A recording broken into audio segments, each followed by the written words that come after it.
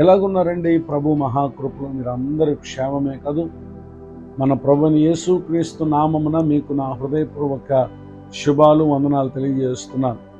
నేటి దిన వాక్య ధ్యానం కొరకు జెనసిస్ చాప్టర్ 12 వర్స్ 2, ఆదికాండము 12వ అధ్యాయము 2వ వచనంలో ఆఖరి వాక్యాన్ని చదువుకుందాం.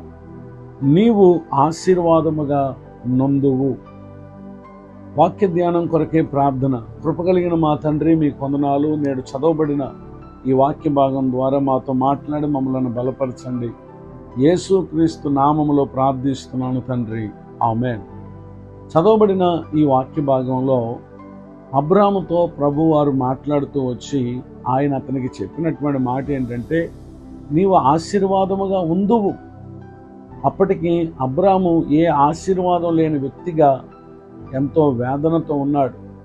అలాంటి అబ్రాముతో ప్రభువారు మాట్లాడారు. నిజమే, భూమి మీద ప్రతి మనిషి విషయంలో దేవునికి ఉన్నతమైనటువంటి ఆలోచన, ఉద్దేశం ఆయన కలిగి ఉంటారు. ఏ ఒక్కరిని కూడా ఈ భూమి మీద వ్యర్థపరచుటకు దేవుడు పుట్టించలేదు.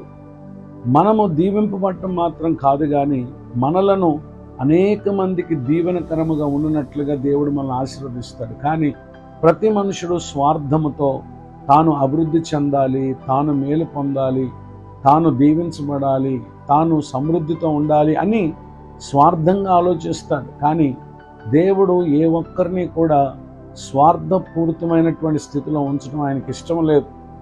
ఎప్పుడైతే మనము వ్యక్తిగతంగా మేలు పొందాలని ఇతరుల విషయంలో ఏమాత్రం శ్రద్ధ చూపకుండా ఉంటామో ఏమాత్రం కూడా మనం దీవింపబడలేం.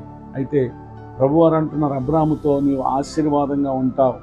అదే విధానంలో మరి నాడు నేడు ఎందరైతే ప్రభువునందు విశ్వాసం కలిగినటువంటి వారుగా ఉంటున్నారో, అబ్రాము యొక్క విశ్వాసము కొనియాడబడటానికి ఆయన కృత నిబంధన కాలంలో కూడా జక్కయ్యను ఉద్దేశించి మాట్లాడుతూ ఇతడును అబ్రహాము కుమారుడే అని చెప్పడం మనం గమనించగలం. కారణం ఏంటంటే, నాడు అబ్రాము దేవుడు తనతో చెప్పిన ప్రకారం చేశాడు.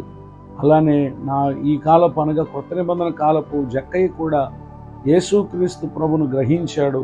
తనలో ఉన్నటువంటి పాపస్థితిని ఒప్పుకున్నాడు. అతడు తాను సంపాదించినటువంటి దాంట్లో ఎవరి దగ్గరైతే తీసుకున్నాడో వారికి తిరిగి మరలా 4 గంటలు చెల్లించాడు. అంతేకాక తన ఆస్తిలో సగము బేదలకు ఇచ్చాడు. అంటే ఒకప్పుడు స్వార్థపూరితమైనటువంటి వ్యక్తి, కానీ యేసుక్రీస్తు ప్రభువునొద్దకు వచ్చిన తర్వాత అతడు అనేక మందికి ఆశీర్వాదకరంగా ఉన్నాడు. అంత మాత్రమే కాక మరొక భక్తుని కూడా మనం చూస్తే book of Genesis chapter 50 verse 20, ఆదికాండము 50వ అధ్యాయం 20వ వచనం, బహు ప్రజలను బ్రతికించినట్లుగా అది మేలుకే దేవుడు ఉద్దేశించాం. చదవబడినటువంటి ఈ వాక్య భాగంలో యోసేపు తన అన్నలు తనకు కల్పించినటువంటి కీడు అది మేలుకే ప్రభు ఉద్దేశించడని చెప్పడం ఎంత ఆశ్చర్యం. నిజమే, ఒకప్పుడు యోసేపు తన సహోదరుల చేత తృణీకరింపబడినవాడు, కానీ దేవుని చేత ఎన్నిక చేయబడినవాడు కనుక గుంటలో వేయబడిన, చెయ్యని నేరానికి అతడు నిందింపబడిన, చెరసాల్లో వేయబడిన, ఐగుప్తు దేశంలో ఉన్నతమైనటువంటి స్థానమందు దేవుడు నిలబెట్టాడు. కరువు కాలంలో ఐగుప్తు దేశానికి అలానే పరిసరాల్లో ఉన్నటువంటి దేశాలకు ఆహార కొరత తెలియకుండా దేవుడు యోసేపుకి ఇచ్చినటువంటి జ్ఞానం చేత అనేక మంది ఆహార కొరత తెలియకుండా వారు సమృద్ధి అయినటువంటి ఆహారాన్ని పొంది పోషించబడ్డారు. సావునకు లోనవలసినటువంటి వారు బ్రతికింపబడ్డారు. ఈ విషయాన్ని తన సహోదరులతో అతడు చెప్పుటను మనం గమనించగలం.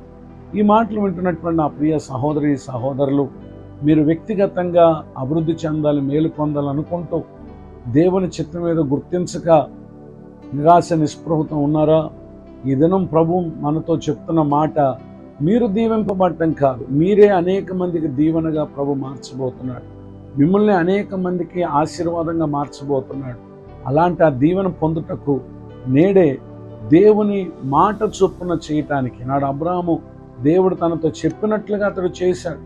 అలానే ఈ దినం కూడా దేవుని మాట చొప్పున జీవించే జీవితాన్ని మనం అలవరుచుకుంటే ఖచ్చితంగా మనము మేలు పొందటం కాదు, మనమే అనేకులకు మేలుగా ఉండినట్లుగా దేవుడు దీవిస్తాడు.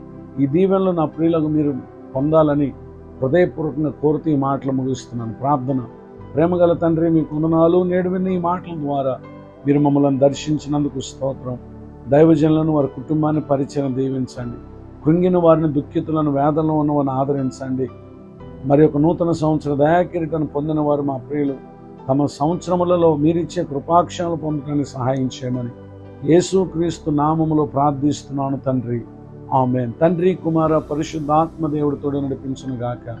ఆమేన్. నేడు విన్న ఈ మాటలు మీకు ఆశీర్వాదకరంగా ఉన్నాయి. అయితే మీరు పొందు మేలు మాతో పంచుకోనండి. మీ ప్రార్థన అవసరం తెలియపరచుటకు నా cell number 9959141897. God bless you. Have a blessed day. ఇట్లు మీ సహోదరుడు పాస్టర్ విలియం బూత్.